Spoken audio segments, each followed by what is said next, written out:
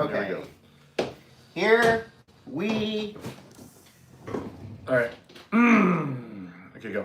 What's up, everybody? Welcome to another episode of the world's greatest action sports podcast. I'm Keris Cup. I'm Todd Richards, and this is Small Shop Appreciation Month.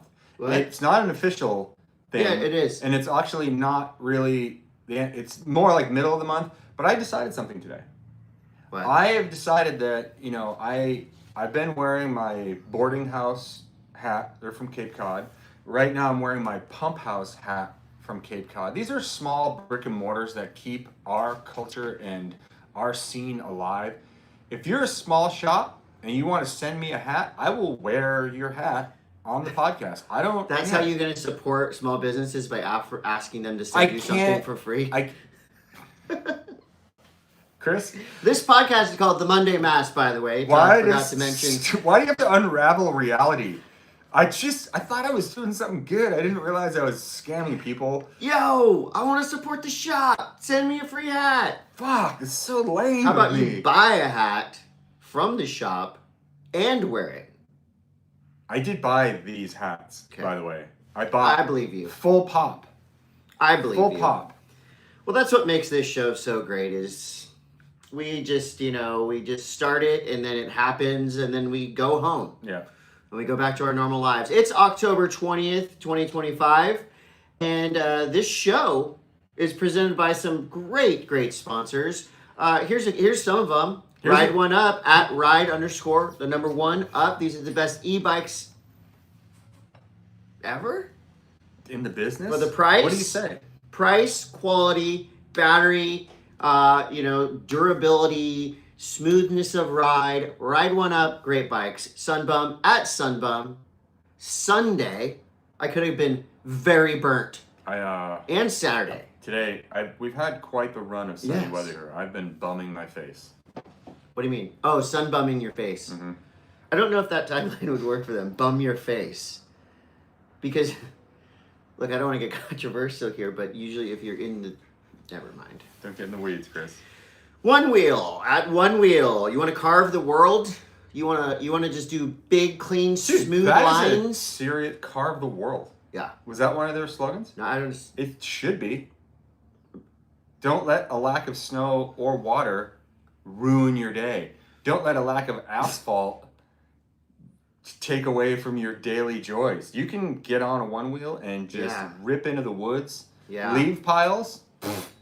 Never heard of her. So far, so good. Paths, they are your open road. New Greens at New Greens. Todd. You know what impressed me is someone on a one wheel taking to the Red Bull Rampage course.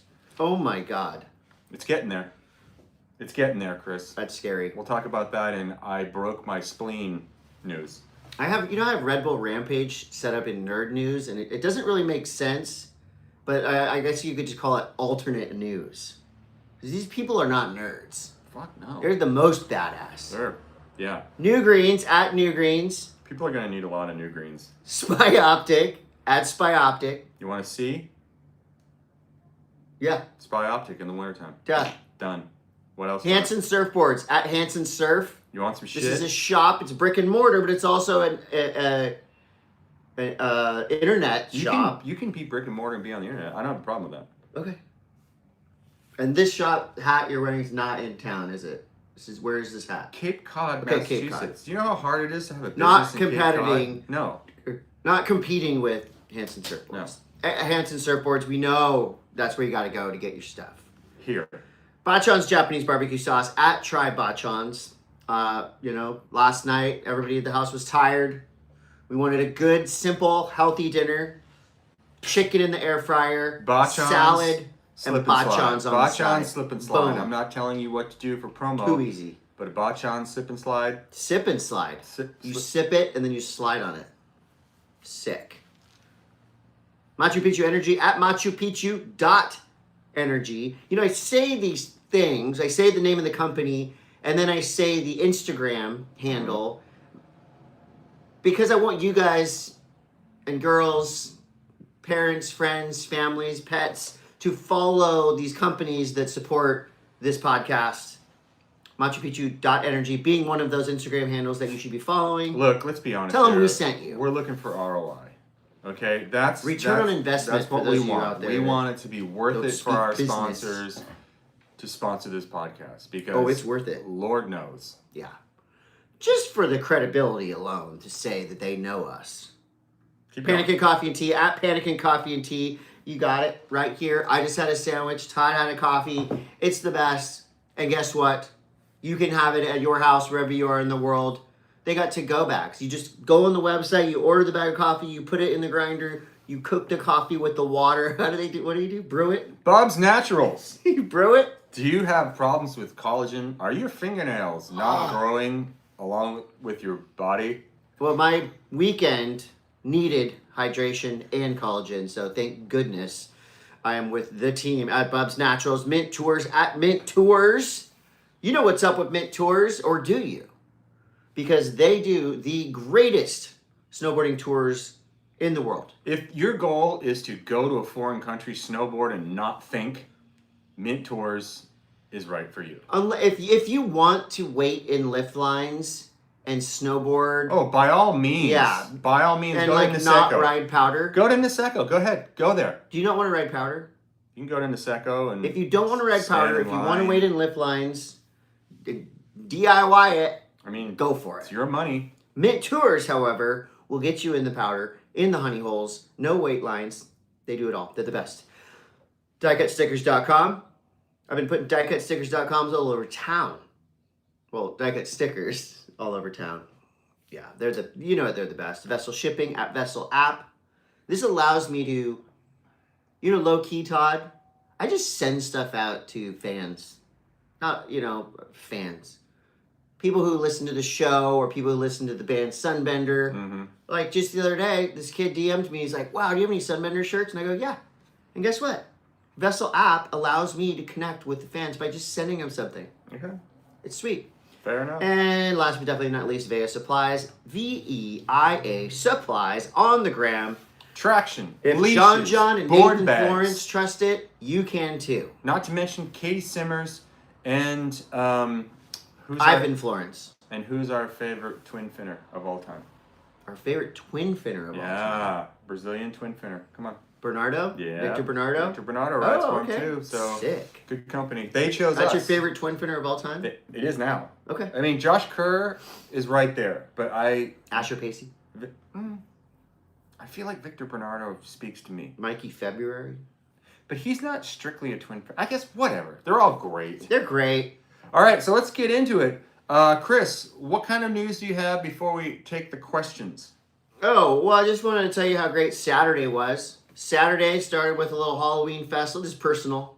Started with a Halloween festival with McKelly. And then we played a Sunbender show to celebrate the release of the new Airwave poster. Sunbender? Todd was there. So you guys were asking last week if we're friends and we hang out. Yeah, we do. I was there. Yeah, he was there, front row. Guilt-free. Guilt-free, front row, filming, supporting. After that, I went up to LA and watched one of my all-time favorite bands, Tortoise, play at the Broad Museum. Real art happening. Very hip. Very cool. And then on the kids' side of it, Roman was out there killing it in the parkour comp. London was up there doing backflips. So it was like a Coté divide and conquer around the state.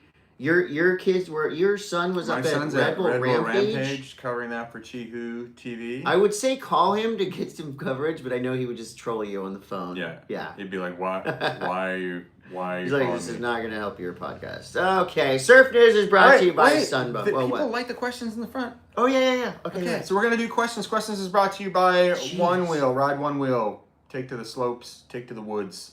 Okay. Take everything. I got a first question for you. This is from someone who lives in Breckenridge, Colorado. His name is Max Sanders. Is it about the moose in the skate park? No, but that's actually amazing. I forgot about that. Skate news. Max says, any up-and-coming or current riders that remind you of your younger self, whether it be personality or their style and trick selection? Chris? Huey Vaughn. He's obviously way better than I ever was at surfing. We have to get that out of the way. So if I pulled up a picture of you from when I was 15, doppelganger. You look like to Huey Vaughn. Right. Identical. And I showed Huey Vaughn. I'm like, dude, does that not look like you? And he's like, that does look like He's me. kind of a little shit stirrer too. Yeah, I like that. That's good. Yeah. But I was obnoxious.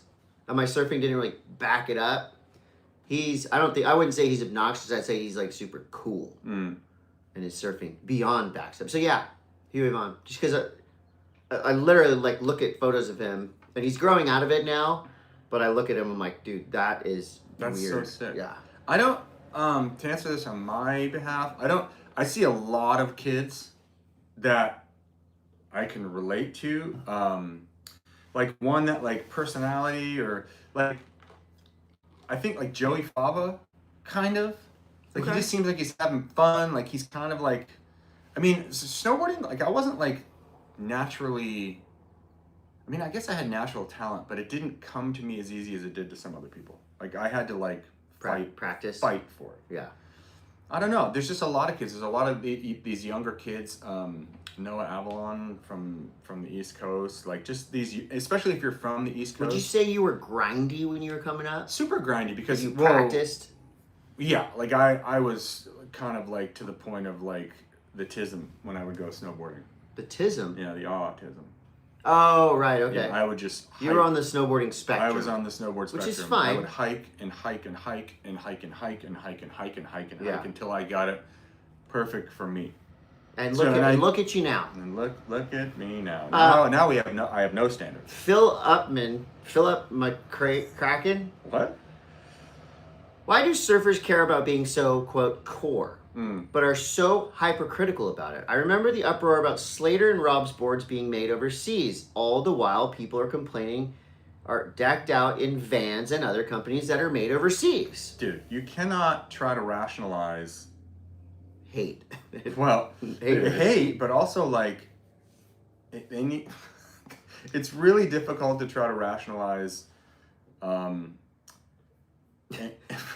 anything that we say. Usually. I know what you're saying. Terry Cohen says, I'd like Todd to discuss how pro snowboarders pay the bills. Which types of companies, boot, board, clothing, energy drinks, pay the most? What's typically annual salary for a pro? Is that I saw Sage got busted up in Switzerland. Do riders get health insurance from sponsors? Or are they on their own? That's a great, I'm going to start at the bottom. Multifaceted question. Start at the bottom of this, Terry. So no, we do not get health insurance, and it's been a topic of discussion since I was a pro, because for obvious reasons we can't be on the company's health insurance. Why? Most of it's liability. So if we're attached to a company in any way, God forbid we smack into some kid and their parents turn around and sue us, and ipso facto sue the company. Sue who? Sue everybody. It would be great. I feel like there was always talk of a riders union about where we could possibly create some kind of a group health insurance for riders. I would love to believe that Team USA provides health insurance for their riders, but I don't think they do. Insurance is a gnarly one, man. Like, there's a lot of kids that are going out there risking their lives for these companies, and they do not have health insurance. And one bad injury can put you in debt for 20, 30 years. And are these leagues coming up? Is that something, did I read something that the leagues system is going to help with Maybe. that? They might. And I don't know. I just think health insurance is such a weird thing because it opens the door to liability with the parent companies, and I don't know enough about insurance. I know that I pay a fuckload of insurance to cover myself. I gotta have 4 jobs just to pay insurance. It's pretty much like if you live in the state of California, probably my biggest burn of cash out the door every month goes to insurance. I know. And it's our kids get broken off all the time. I know, and it sucks. And I guess it takes me to the next question, like how do snowboarders make money, and what are we talking about for money? And like who pays the most? So these days it's energy drink. Yeah. It's whoever owns your head. And for the most part it's Red Bull, Monster, Rockstar. That's what you're looking for. Okay. Clothing sponsors probably second, boots third, boards fourth. What does a clothing company pay let's say an A tier athlete? Not like a superstar, but like a great snowboarder, maybe does super pipe, does You mean like a high end? like what a I mean. high end like X Games competitor. I would let's say. think that there's definitely the 1% probably gets close to 7 figures. I think on some of their deals. For clothing. Well, maybe not clothing, because everyone wants you to be all in. Right. So it's like, a lot of the people that are making that kind of money are boards, boots, bindings. Okay. Okay, and clothes. And that's $1 million? Maybe. Okay. I mean, and all together. 1 million? But $1 million isn't, like, $1 million is nothing to sneeze at, but $1 million ain't $1 million anymore. I know. So especially for the risk to reward that you're getting for these riders to go out and basically like, would you put your life on the line every day you went out and rode for a company for $1 million? Or anything under $1 million? If it was like, if I come up short on this jump, I am a performing monkey trying to make my way through life for sub $1 million. And when I get hurt, more likely than not, the company is going to sunset me. They're like, oh, that sucks. You know what? We actually just found this 15-year-old kid that we need to sponsor anyway, so we have to take that. It's weird, and there's a big difference. I mean, this is a huge topic, and we don't want to take up the whole show with this. Although I don't know what else we have to talk about. Let's say a couple $100,000. $200,000 a year those are for like the top tier riders. But then you got a guy like a Zeb Powell that's $1 million. Zeb's in the top tiers, and it's all about that appeal to the general public, and it's like you're hitting it big. He's worth it. You're hitting it big if you're in the non-endemics, which if you don't know vocabulary, that means nothing that's involved directly with the skate, snow, surf industry. Yeah, and then you have a Scotty James, Mark outside. McMorris. These are Olympic medalists. These are guys getting like MasterCard. But then you see someone that is really influential to, let's say, the sport as a whole, like a Scotty Stevens. So Scotty Stevens is probably scrapping, which is a really weird thing when you are creating and bending what happens in snowboarding to be like trendy, or like the dudes in the dust box. Like none of those dudes are clearing fucking 7 figures. But they kind of help But they're dictate bending where the will of going. snowboarding to where it's going, and that should be rewarded. But unfortunately, it doesn't come from the brands, because all the brands are on life support. Yeah. Except for the people that sit in the top seat. They are not on life support. Interesting. Nobody takes a cut up top. And I've learned that my entire life. And if you are running the show, your salary goes up. Everyone else's salary goes down. Well, and the flip side of that too. Yeah. If you're getting paid $1,500, $5,000 a month, $10,000 a month to snowboard, pretty good deal. that's sick. But it's the risk to reward in reality. What is the reality of that? If you're getting paid, let's just say for instance you're making $100,000 a year to snowboard. You do not have kids. Okay. Which that is a big one. You don't have kids. You have a nice place to stay. You have a nice place to live. Snowboarding is your job. There's not a lot of jobs out there that require you to risk your life. But not every snowboarder risks their life. Dude, I would argue that anyone that is chucking themselves into handrails in the street, anyone that is hitting 80-foot jumps, anyone that is trying doubles or triples in a 22-foot super pipe, because that's the level now. You have to be doing that to make $100,000 a year as a snowboarder. You're risking life, and you need to be rewarded for that. And how do we get the industry back there? I do not know. Yeah. I don't know. Well, that's a great question. Super and good. it could go on and on. We went on and on. Seth Fry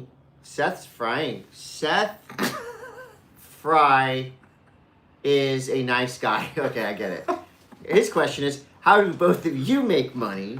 Are there sponsors involved? Do you each own businesses? Did the broadcast and snowboarding money carry over? Is it a grind? I make money just by cobbling a lot of different things together. I'm definitely not rich. I'm definitely not in the A tier of professional snowboarding salary. But I do live a joyous life. I would call it an artist's life. Is it a grind? Sometimes. I bought Bitcoin in 2012. You did, but you're a Bitcoin billionaire. Damn it. Hold on a second. I gotta adjust. Keep going. Okay, so yeah, we both have multiple jobs. Oh, we're still live. And we both just make it work. Nick Poppy says, yes, I'd kill for that jacket. 98 all over. He's talking about Todd's cool jacket that he was showing. I like this. You know, like I just kind of like, I'm trying to do as much as I possibly can for the sponsors that I have. And, you know, in this day and age, like people ask me what gear I'm going to run. So I just did like a stand up, like, what is it? Fit check. So I don't know. But I am really stoked on the new Quicksilver gear for this year. Did you start that video by saying, a lot of people ask me what gear I'm going to be riding in 2026? No, and I purposely didn't do that. I was hoping you did. Usually you got to start those and be like, nobody's been asking me about what I'm wearing. Because, you know, a lot of people have been asking me. The only time a lot of people were asking me about anything was the snowboard boot rants. Because that was legit. That was good. A lot of people were asking. But I think people want to know what gear you're wearing because they want to know about gear. What not to wear. No, you know about gear. You've been wearing gear for a long time. I have some really in-depth gear talk when we get to snowboarding. Okay. Becky Bubs says, I'm sure you guys talked about it, but did you see some of the wrecks from this year's Red Bull Rampage? I see a lot of people blaming Red Bull for setting these riders up to risk it all. Is it Red Bull's fault? I don't think so. I don't think so either. I think Red Bull gives these psychopaths a stage to do what they love and want to do. And Red Bull Rampage has been going on for years and years and years, so everybody knows the inherent risks. You wouldn't enter this event if you didn't know that it's death-defying. And I think Red Bull Rampage is, every single year, proves to be the gnarliest event in the action sports realm. I feel like we just, like, that kind of caps off what we were talking about before. Like, these, like, a couple people at Red Bull Rampage, there was a double flip and a front flip where I don't know what happened to those people. They were airlifted out. So, like, if those people are max, like, that's max risk. Yes. And if you're not being compensated for that, or, like, at the very least, let's say you shattered some shit. But none of these riders are doing it for money. You know that. No, they're not doing it for money, but literally, like, okay, so like a contest like Red Bull Rampage comes around, and your venue is known to be big and gnarly, and every year it gets bigger and gnarlier. So at the very least, if you get broke off, that would be great if they said, you know what, if you get hurt while doing our competition, we will pay for your hospital bills. But they already pay for the helicopter to come in and kick the people out. They have the ambulances. Yeah, but that's one. I think that's. There's an inherent risk with every sport you do, right? There is, but if you are creating a coliseum in which to have the lion kill people, you need to be able to. If you were being fair, and if it was like a fair and just and a balanced scale, you pay for their health. Since when is life fair, Todd? It isn't, but it should be. It should be a little bit more fair. I don't think it's the. Like, I'm not going to march. Production partners they shouldn't have to pay if someone gets hurt. It's not worth me marching anywhere, but I'm just going to say it on my podcast that I feel like that's as far as Todd will go. That is my march. Out there. He'll sit here and say something, but he won't march. I'm not marching. You're going to make a sign? No, I've said my piece. Go ahead. John Veter says it's been nuking in the Alpine. Freezing levels are about to hit the village. He's talking about Whistler, and they're gearing up for what could be their best season in years. Best early season poaching in years, which I love. For us, besides Japan and the Hanson's Carpet Hill, what snowboarding trips do you have planned for this season? Oh, I've got a good one. Boreal as soon as they open. Oh, wow, that's like around the corner. It really is. It could be today. I can't wait. Well, it probably won't be today. I will definitely be going to Mammoth this year. I definitely want to go local with, the homies. Mm-hmm. But definitely Mammoth. It's like my Japan trip, that's enough for me for, like that style. But I'm going to hit some strike missions to Mammoth for sure. Mm-hmm. I'm excited about that. Hana Lee. What's up, Hana Lee? The Japanese and Basque country surfers did really well at Sakurama, the Challenger Series. So how do you think they'll fare at Pipe and Newcastle? Hana Lee follows Hana Lee should have an action sports podcast. Totally. She's way more informed than we are. How do you feel about that? I think so. I think that the Japanese surfers in general, men and women, are going to do well at Pipe because we've already seen it. They come to the North Shore these days fearless and ready to charge. Newcastle, it's pretty much like the same as everywhere else, a beach break, so they're going to do well there. The Basque surfers are super gnarly.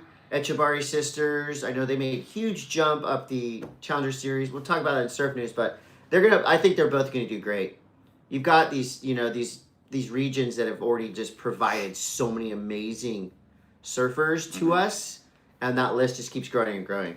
I think the fastest growing region for up-and-coming surfers is the Basque region. Really? They just keep fielding, there's a lot of females coming from the Basque region that absolutely rip. So don't take your eyes off that part of the world. Okay. Devin Curran says, what is your favorite go-to trick when skating transition? Just always. Just frontside ollie. I love frontside ollie. Like a frontside ollie. If I'm getting a little squirrely, like a cab or like a, go up fakie, half cab up into feeble, and then back around. That's cool. I used to have some really weird mini ramp tricks. I like those. If I skated enough mini ramps, they might come back someday. Do you have any more questions? I got one more question. Okay, go. I think this is Merrick. Yeah, Merrick Hill. Yeah, Merrick says, when we talk about supporting the industry, how come every time there's a cool new product, the first thing people with leverage / semi-fame do is ask the companies and reps for free product instead of spending their money on it? By the way, got any free stuff for me? Thank you so much, Element Skateboards, for this awesome Vincent Malou, Tom Carroll, limited edition, one of the coolest skate decks that we've ever seen. And this came out on Vincent Malou's Instagram, and of course I reached out to Element, just like Merrick's saying. But we're also promoting this product. If you're a shop and you send me your hat, I'll wear it. We're also promoting this product. We're not getting paid to promote it. We did get it free, so there's a disclaimer there. But what you have here is a mirror finish skate deck, and there's a photograph of Tom Carroll's incredible, legendary, iconic turn during the Pipe Masters, the snap, as it's referred to. So there you go. Yeah. To answer your question. And that is and that's going on the wall behind us. That's called avoiding the question altogether. Okay. Surf News is brought to you by Sunbum. Yeah. You know what, Todd? Go ahead. This plays right into why we even have this podcast, or some of the reasons why. Surfing and skateboarding as a collaboration right now, at Surf Skate Lifestyle, is having a moment. Here are a few examples. Well, you got Zeke's vlog, which always has ripping pro skaters kind of in the world of surfing, right? We always see Keegan, Sargente, Pedro Barros. They're all surfing with Zeke and they're in the wave pools and stuff.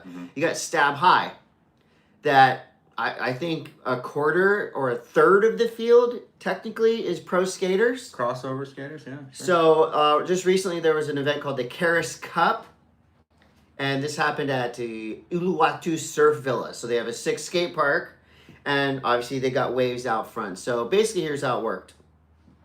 And they didn't do a broadcast. It was all over social media and stuff like that. Next year maybe. 3 days to grab your best 3 surf clips anywhere in Indonesia. Ooh. So you can take a boat, you can take a flight, whatever you want to do. 3 days to get your best surf clips. 3 surf clips, so 3 waves. At the end of it, the surfer skaters submitted those waves, and then on the final night, there was a skate jam, so a skate contest. Whoever went the hardest in the jam and got the best waves took the win. It was judged by Nathan and Christian Fletcher, Christian Hosoi, Marlon Gerber, and Omar Hassan. There was also the Jay Adams Award for just the person who went the hardest. So Shane Borland won overall. Rad. I think that's a pretty obvious one. But you had like Pedro Barras, Keegan Palmer, Zeke, who can skate and surf really well. There's a bunch of guys that can do both really well. But Shane won at the end. Sky Brown got the Jay Adams Award. Oh, no way. She her shoulder went out of socket. She hurt her shoulder. Still paddled out to a huge triple overhead Uluwatu. Nathan Fletcher, I think literally helped push her into a wave because she couldn't paddle as hard with her shoulder, and she packed a bomb. Sick. Got a huge barrel and got that award. So that was part of it, and then it also came to me watching the new Dan Vanderlinden surf skate part for Anti-Hero. It starts with Dan Vanderlinden getting barreled surfing, sick, and then it shows him skimboarding. Right. Yeah. So yeah, surf skate. It's all fun. Relate. It's all really fun. I love that. Sakurama Challenger just wrapped up in fun waves. It's just fun. It's fun. It's fine. We talked about last week. Yolanda Hopkins, Tia Zabrowski, they're now locked in. They're qualified for the 2026 CT. I talked about it just a minute ago. The Basque Country, you got Echebari sisters who are moving up the rankings. It'd be sick if they both qualified. Sammy Pupo got second. So wait, how many times has Sammy Pupo qualified and then gotten bumped? I think twice. I feel like it's been maybe happening. 3 times. It's kind of like the theme. Well, with this current system, Challenger, mid-season cut, there's a lot of surfers who have been cut and requalified. So maybe Sammy has done it 4 times. But Eli Hanneman is now on the top of the Challenger Series leaderboard. So he's going to be qualified. So he was another surfer that got cut, requalified. So that's what's happening on the Challenger Series. Cool. Congratulations, Gabriel Medina and Isabella Arantes. They're going to be parents. No shit. So big announcement on Instagram. Gabriel Medina with it wasn't the actual photo of the baby because the baby was on a surfboard. Somebody else's baby? It was a baby on a surfboard. Oh. Whose baby? It was, I don't know, Photoshop baby. AI baby? Maybe. But it was an announcement. He's very happy. And, of course, the whole surf world went into the comments. It's the one time you're going to see a big comment board with no cry is freeing. Everyone's just cry is happy. Well, because cry is coming. Soon. For a long time. I like that. 3-time world champ, Gabriel Medina. Gabriel Medina is going to be saying yes to every promo. He'll be back on tour. Yeah, totally. I'm going on tour. Yeah, I'll be back in 6 to 8. Is bugging me. Yeah. I love you. I'll be back. You got you got the house. No, I mean he's going to be a great dad. That's going to be cool. Okay. The new flick Feels Like Yesterday by Jacob Vanderwerk. That's the one that shows the Colapinto Bros, Cole Houshman, Hayden Rogers, Jet Schilling, Cannon Carr, and friends. It's really good, Todd. I haven't seen it yet. It was premiering. Where can we see it? You can see it on stabmag.com. Very cool. So it's got a great soundtrack. When I saw this list of names, I was just like, we'll see what this soundtrack's A lot of stomp clap. Well, because I'm critical on soundtracks. Same here. They had My Bloody Valentine, Smashing Pumpkins. They had good stuff. Makes sense, though, because everyone is just leaning into the 90s. Everyone's cool. There was a lot of great music, and, of course, the surfing is really, really good. Cutting edge. Sick. Did you remember Elle Jean Coffey? Yes. Of the Coffey Sisters. Great gal. Mm-hmm. I've known her forever. She's super cool.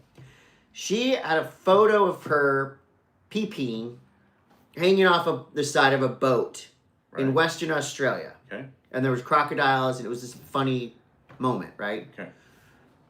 Somebody tagged the photo saying that she was in this sacred river in India. Like lying about it? Yeah. She was in Western Australia. She's never even been to India. Okay. They said she's peeing in this sacred river in India. Then what happened? Then cry is free. Oh, boy. Death threats are free. People were lighting her up. From India? From India. The president of India got involved, I think. Can we have a sidebar? Something like this. Can we have a small sidebar? Yeah. I feel like I've seen a lot of pictures of rivers in India. I don't feel like P would be taking or adding anything. Well, they were talking about a specific like sacred river where you don't do clean that. one. So she was on the radio. She did this interview. She's like, look, the governor of India was trying to get her deported, and she's like, I've never even been to India. So it was a whole thing. And she's actually a really funny person, and so she was laughing about it. I mean, it had to have been scary when you have like an entire country that wants to kill you. They're all, you're gonna get deported. You're all, I'm not even I've there. never been there. Wow. So that was a pretty wild So that's story. where we are now. You can be deported from places you've never been. Yeah. It's officially pipeline season. I think the first real swell of the year rolled through October 13th ish, and you probably saw this if you're a vlog fan like we are. The JOB vlog, Nathan Florence vlog, the This Is Livin' vlog. I mean, all the vlogs were flaring up with pipeline images and then videos. I love the footage that Nathan Florence gets with his GoPro and he's paddling around the crowd. Yeah. And trying to find waves and like getting hit by set. It's so sick. Yeah, and that's real. Like yes. That's the reality of being out of pipe and no music, barely any editing, just how intense it is out there. Mm-hmm. But they all look like they're smiling and having fun. It's just they're different. They're different. Mm-hmm. I don't know how to do that. I can't do it. Dylan Graves put out a really great video about what it's like to be an like a New Zealand native. Aotearoa. You've been to New Zealand. You can. Aotearoa? Yeah, that's what I said. Aotearoa. Yeah, it's the South Island. It's cold. It's radical. Great video, Dylan. I watched it. Have you ever surfed in New Zealand? I have surfed, but I'm a North Island guy. Shipwreck Bay, 90 Mile Beach. South Island surf it's different. I don't want to have to to I just want to go surf. There's cold. And there's big things in the water, and there's sand flies. I'm gonna stick to the North Island myself. Sand flies in New Zealand are enough to discourage anyone from going surfing anywhere. Raglan. You can go into. That's North Island, bro. That's what I said. I'm a North Island guy myself. Okay. I'm a North Island guy. Okay. Yeah, North Island guy, town. Okay. Let's keep it moving. Let's keep it moving. We're going at a good pace right here. Skate news is brought to you by Spy Optic. Tampa Am was nuts as usual. How is that winning run? Okay, I'm pretty tapped into skateboarding. I'd never heard of any of these kids in Tampa Am, the boys. But international top 3.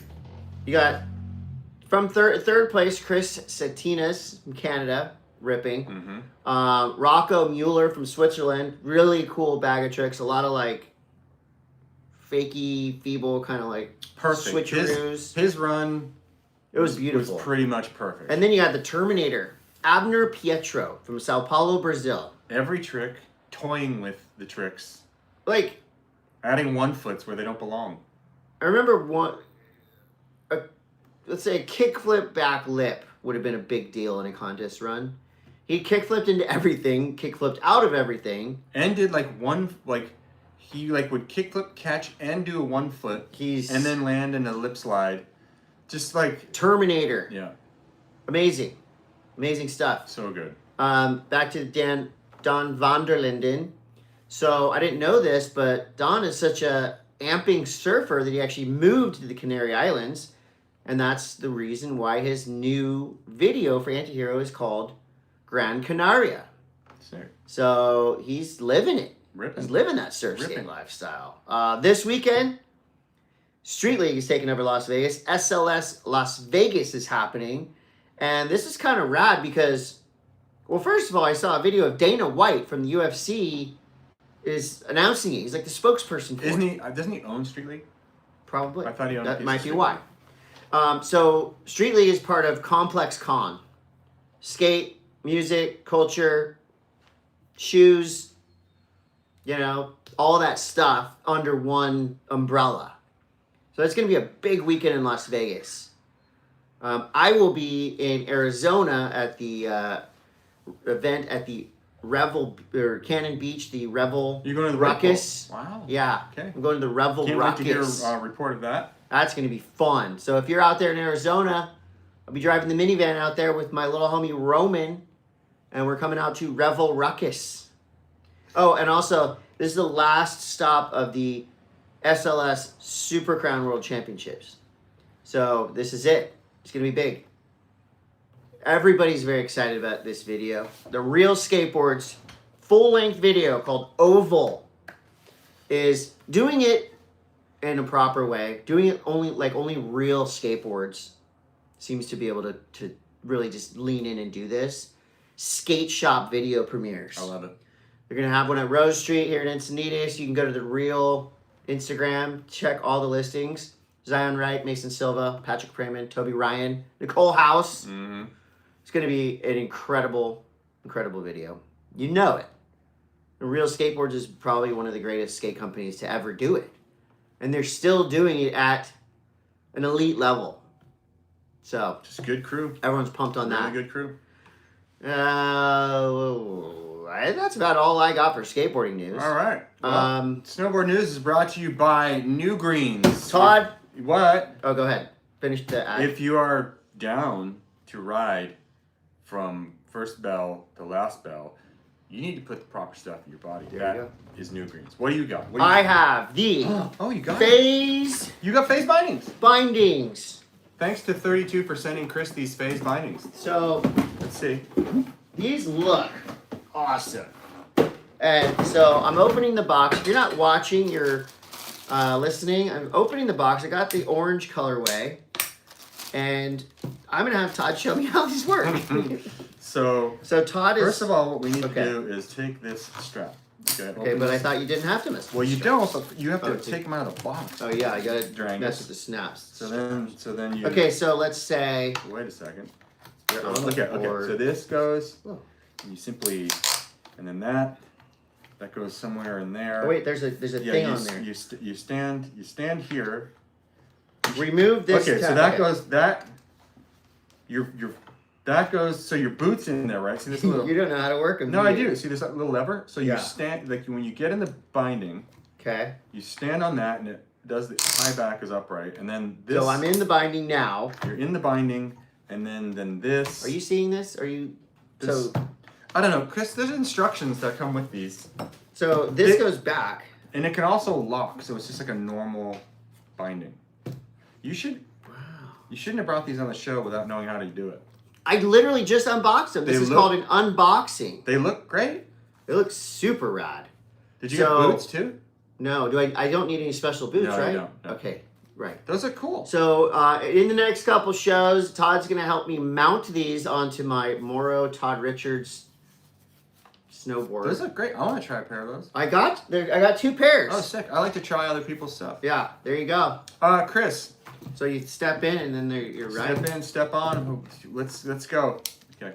Thank you. I'll be riding this winter. The Rockstar Energy Open Video Qualifier Series VQS has expanded to snowboarding just in time for the inaugural snowboard edition of the Rockstar Energy Open, heading to Breckenridge, Colorado this December. Chris, we might be there. Maybe. If you get the call. So maybe. I think this is kind of cool. This is like it's more of an open qualifier. If you are rad and you can film some footage, 30 to 60 seconds. Yep. Can't have any music on it. Okay. No music. Music free. The clip's got to be from the past 2 years. Yep. Okay. So you do that, right? So I'm telling you how to get your... Oh, wait. It can be from 2 years. Yeah. Okay. From 2 years. You put it up on Instagram and you tag...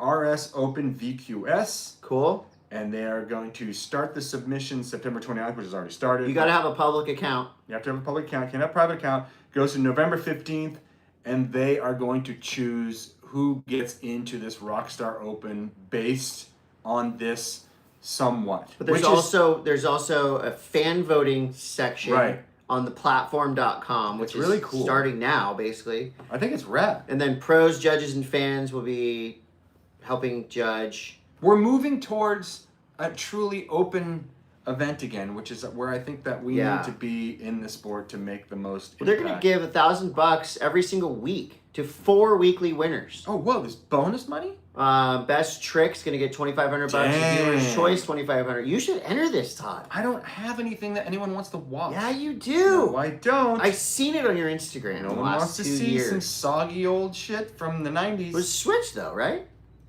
I mean, was it? All your stuff was Switch. That was Switch, right? Gnarly. Chris. Yeah. Let's talk tech. Okay. Okay, we talked about the FASE. We got the FASE Bindings right here. I'm gonna put them right here. Hey, Chris. A lot of people have been asking me. What gear are you riding? Kind of. Let's talk about Gore-Tex. Gore-Tex. Do you know what Gore-Tex is? I love Gore-Tex. Okay.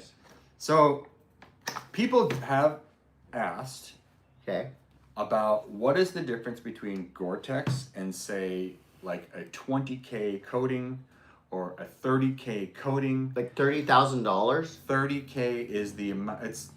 It's the amount of water column in millimeters. Stop that. Okay. Stop that. That a jacket can withstand until it begins to get wet. Okay. So I have some information here. I'm going to try to break it down for people that are not in the Gore-Tex. No, this is important. Well, I know it's important, but you need to talk to me in layman's terms because I'm already lost. I promise. I will talk to you. Am I going to get wet, Chris, when I'm snowboarding? Let's start. Let us start. All right. So Gore-Tex is a brand name. Oh my gosh. Much like rollerblade. Okay. Okay. And Kleenex. All right. We got your Kleenex exactly.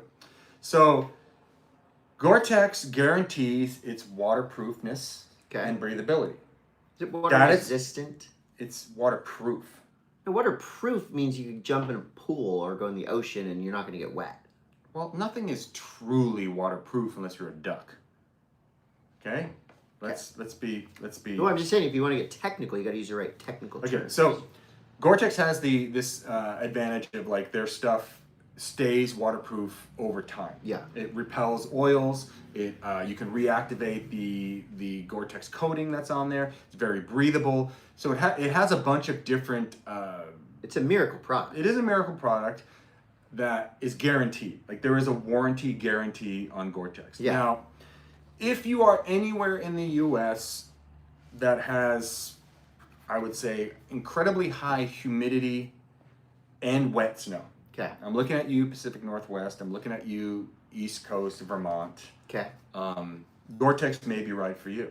Yeah. Now, one of the things that Gore-Tex does kind of have is a high price point. So the question that people have asked me is 20K as good as Gore-Tex? Okay. 20K is good enough for the vast majority of human beings. How much more is Gore-Tex going to cost you on a jacket than a 20K jacket? Could be another $100. Oh, okay. So that's a sizable price. So Gore-Tex is anything. Okay, so 20K is 20,000 millimeters of water column. I don't know what this means. So if you just picture, anyways, Gore-Tex is anything from 25K to 40K. Okay. Okay, so that's a significant jump in waterproofiness. So water resistant. What I'm saying is. Yeah, what are you saying here? Checks notes. Checks notes. Gore-Tex is going to cost you more. Yeah. 20K, you can save a couple bucks. And still be sort of dry. And still be probably as dry as you need to be throughout your season. So a lot of people have been asking you this. Well, yeah, because I posted that thing the other day because people were wondering, it's 20K, why not Gore?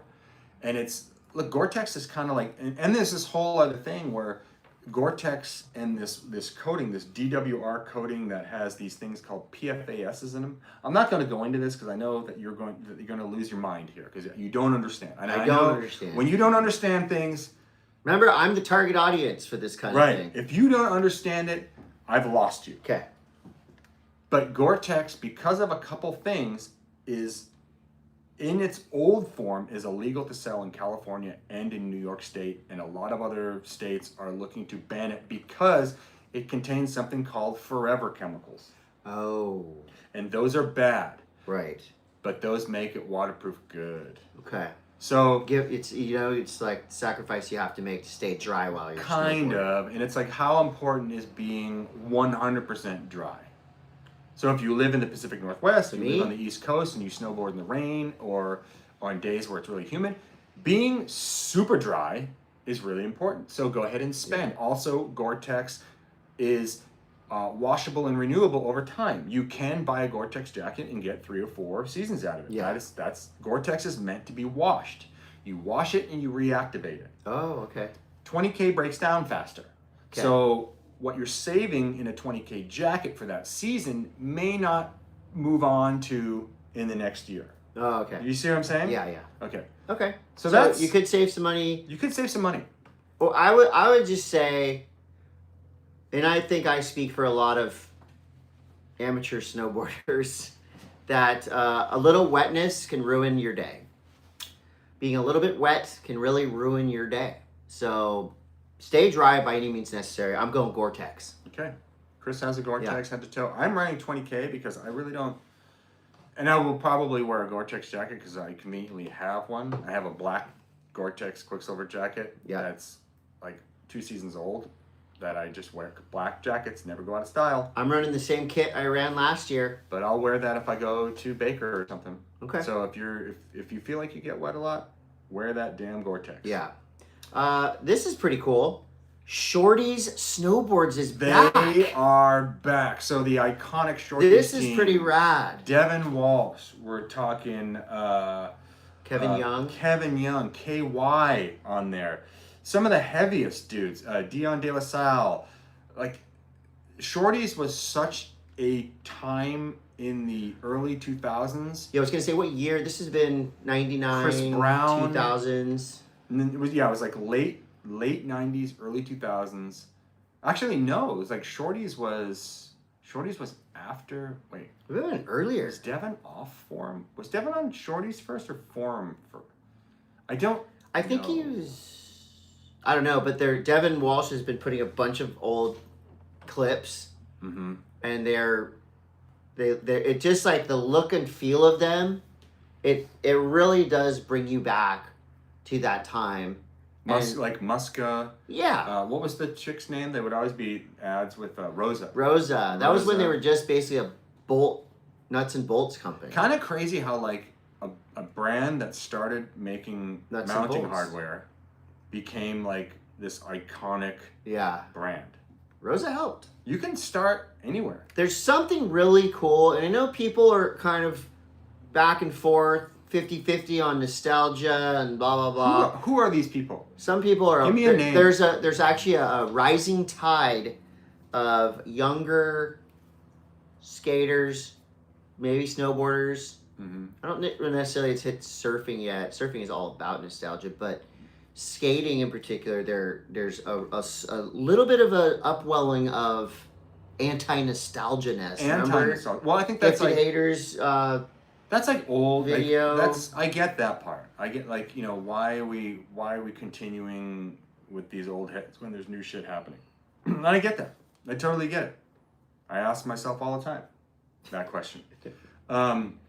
But it is like if these new brands are coming up, like let's say Shorty's, for example. If Shorty's comes up and brings on some new younger riders, that's what we're looking at here. It looks cool. There's nothing wrong with seeing that Shorty's logo on a snowboard again. It looks awesome. I think it looks really cool. Nostalgia, then, now, whatever. What a perfect time for it.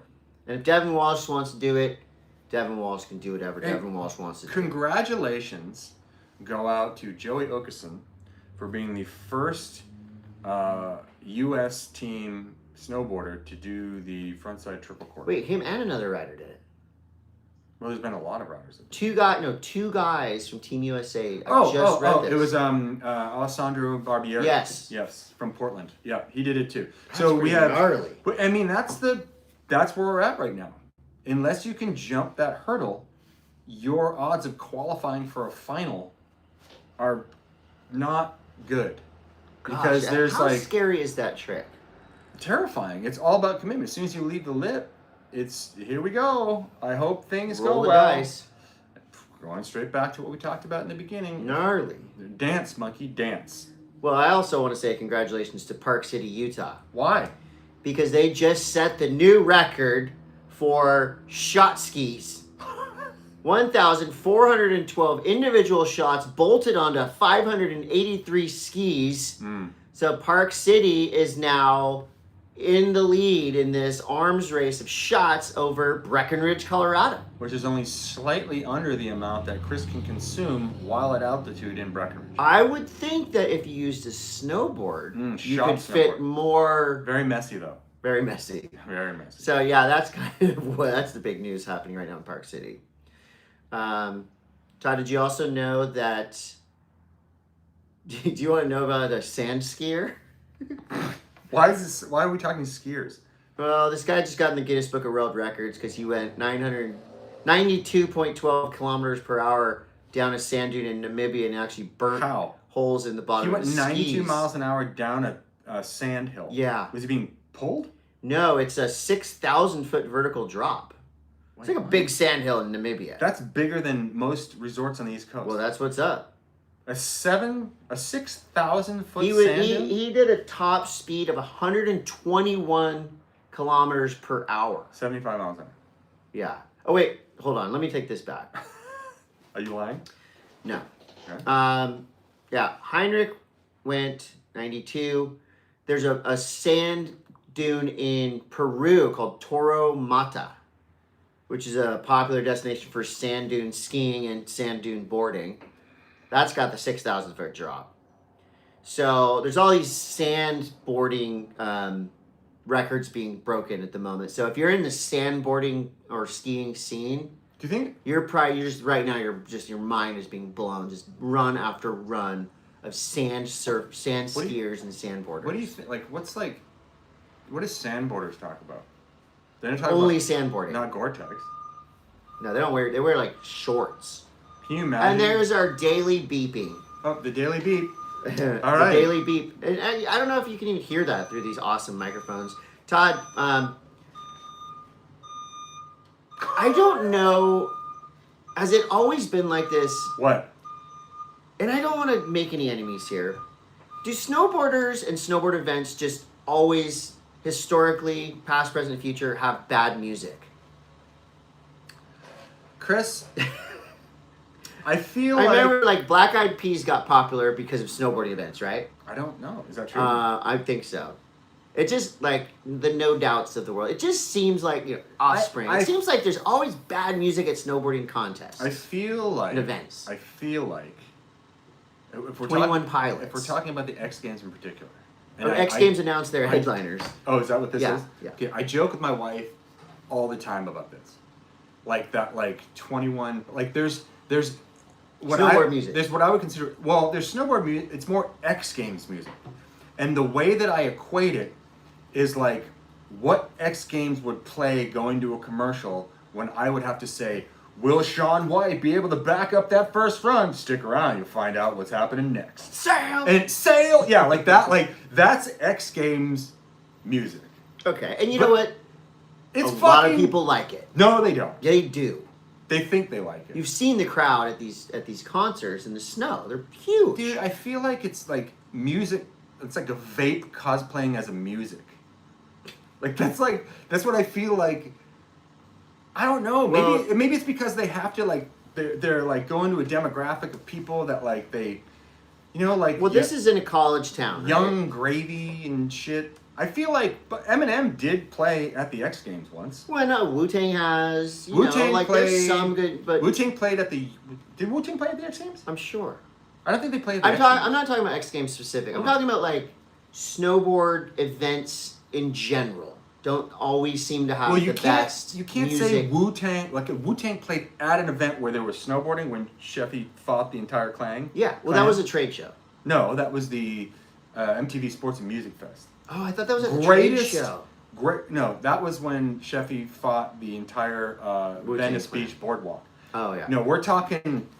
I saw Sheffy in the water this morning. He's the nicest human being. Yeah. This is a different old, Sean Sheffy. The old him. This is Surf Sean Sheffy. I feel like, it really is lowest common denominator. It's like, who do we got? What are we going to get the max Well, this. you might want to take it back because the headliners this year are DJs. It's electronic music. So Is that easier? Yeah.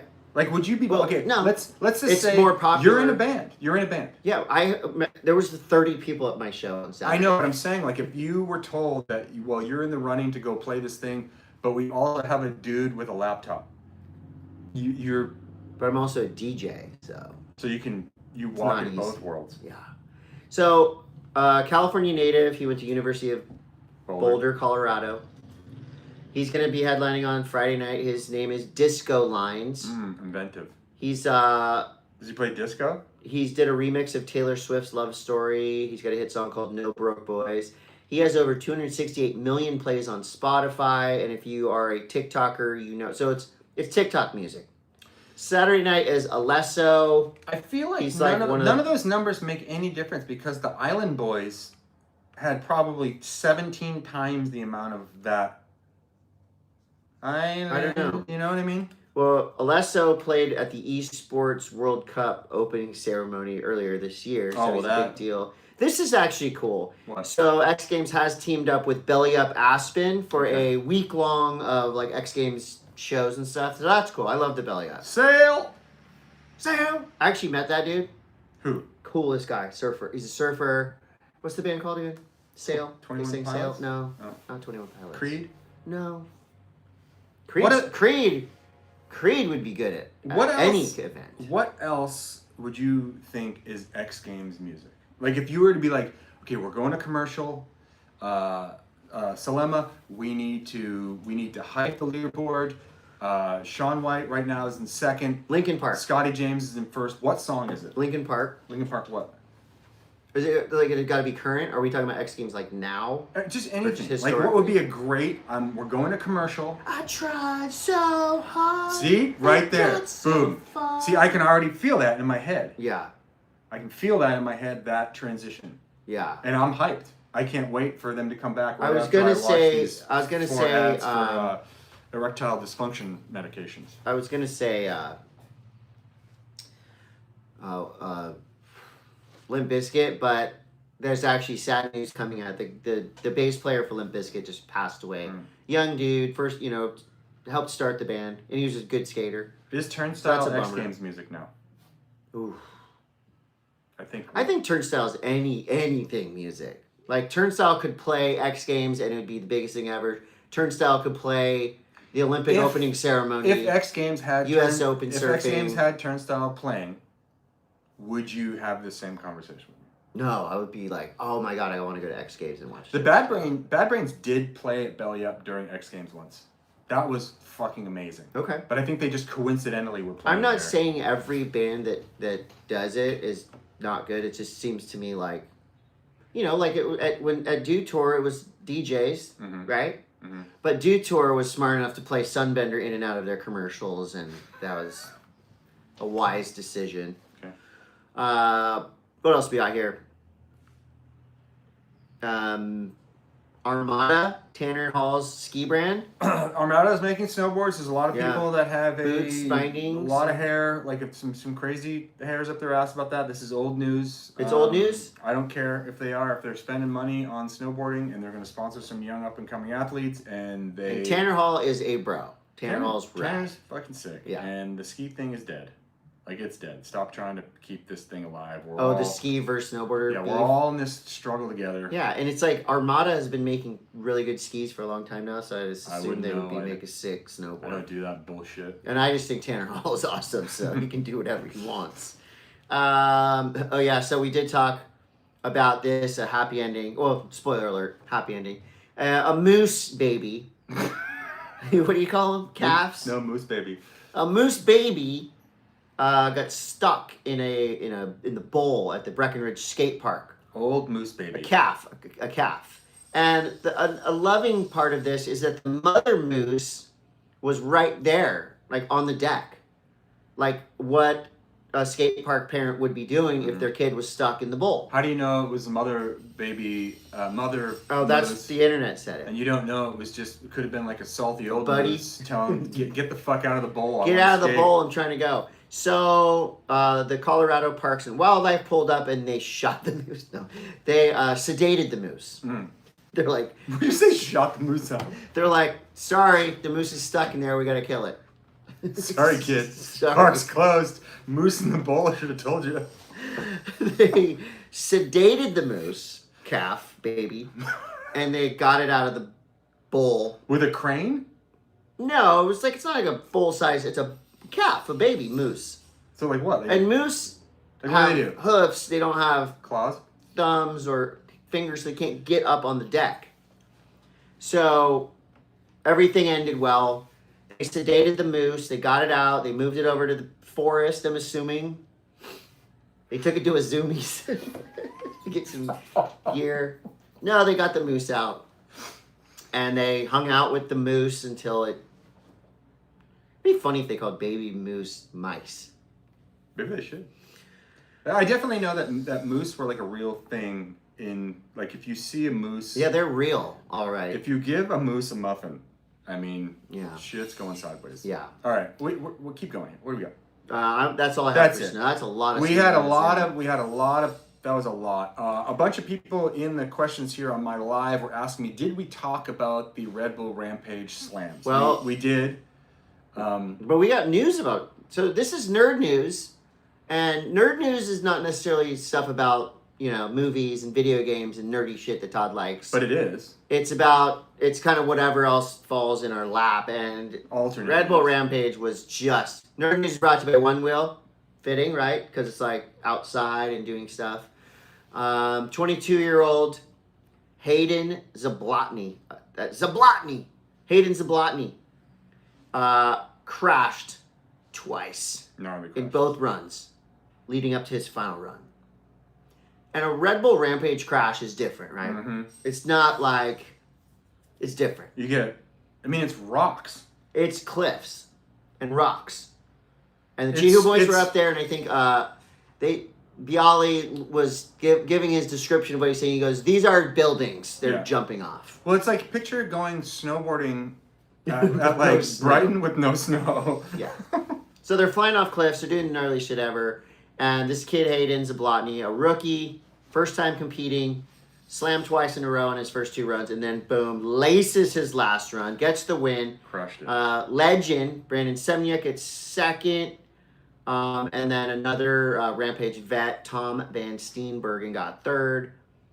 And two of the gnarliest crashes that required helicopter evacuations, Emil Johansson and this dude, Adolf Silva. Adolf Silva. We're talking about the front flip and the double flip? Yeah. So Gnarly. Adolf Silva got an award as like the hardest charging or the gnarliest. And he took two slams. And both these guys are in the hospital still. And it's just brutal. It doesn't look real. Yeah. And we're watching it I'm watching it on my television, right? And on my phone, I'm seeing it all. And it looks terrifying from those vantage points. I can't imagine what it looks like in person. Well, you see, like, I love the onboard camera with everyone, like the GoPro footage where they're coming down. Oh, God. And you can hear people talking to themselves. Like, okay, I gotta push right here. And they pedal. And then it's just edge of the world. Yeah. And the dude is just nollie front flips, like compressing his front suspension and just boing off like something into the abyss. I never thought, I never thought either one of us would be so mountain bike adjacent, but we really are. I love it. I love watching it. I'm not at home on two wheels. My son was throwing backflips, huge jumps this weekend. And like I said, I've tried to mountain bike with him. It is so scary. I think mountain biking is probably at that level, Red Bull Rampage level, Crankworks level, it's like the gnarliest thing. It's crazy. Anyway, so shout out to everyone. Robin Gooms is the repeat back-to-back, or I don't know back-to-back, but she's won before. She won Red Bull Rampage for the women, and she's from New Zealand. Hannah Bergman. Just what like this says 0.17 behind her. So I think this is cool because there's Crankworks in Whistler. There's Natural Selection mountain bike. Oh my God, that There's- was crazy there's too. This. There's also the I believe it's Crankworks that goes down in Queenstown, New Zealand as well. So there's a Yeah. lot of this like big open terrain stuff. I'm gonna have a chewy sticks. Thanks, Todd. I got him. Chewy sticks. Got him some Australian candy. People All want to right. watch me eat on the podcast. Do you have anything else before we say goodbye to everybody? Did you hear about the jewel heist at the Louvre? The Louvre. 9:30 a.m. on a Sunday morning. These guys got a mechanical bucket truck, like to fix the power lines. Wait, so the Louvre was closed? No, it was open. What's up with French security? People It was are always open. like super gluing themselves to like Mona Lisas and shit. Like, is there no security in the Louvre? There's people walking around looking at art, and all of a sudden these alarms start going off. These guys got a what do you call it? Cherry picker? Yeah. Went up top, bashed through this window. They were using saws. They literally like Middle of the day. cut middle of the morning. They bashed up in these things. They stole all these Napoleonic era crowns and jewels, like huge, world famous jewels that Napoleon was wearing and giving to his wives or whatever. And then they got off on motorcycles Now, where do you at the Louvre. where do you unload Napoleon's That's what they're jewels? saying. They're like, what's the point? You can't. I mean, is a supervillain out there with a laser, $1 billion gonna buy these jewels? Maybe those jewels are part of a treasure map, and you need to put and then it will open. Now that makes sense. See, Well, that's all I got for nerd news. I think that just about does it for us this week on the Monday Mass. Yeah. It is the 20th of October. Next week will be our all Halloween episode. Okay, we dressing up? No. Why not? We can talk about it because we're still days away. Okay. All right. I'm gonna go see the Cult this week. Cool. Kind of excited about that. Haven't seen the Cult since Monsters of Rock tour in probably Oh, nice. 97. I saw him at the Del Mar racetrack last Oh wait, time. no, I saw him last time too. Del Mar racetrack. Mhm. last time. Matt Archibald was there too. Really? Not with me, but Did he vibe you? I was with Benji Weatherly. Okay. It was awesome. All right, you guys. We love you. We'll talk to you next time. Aloha. Thank you. Ah. Oh. Ow!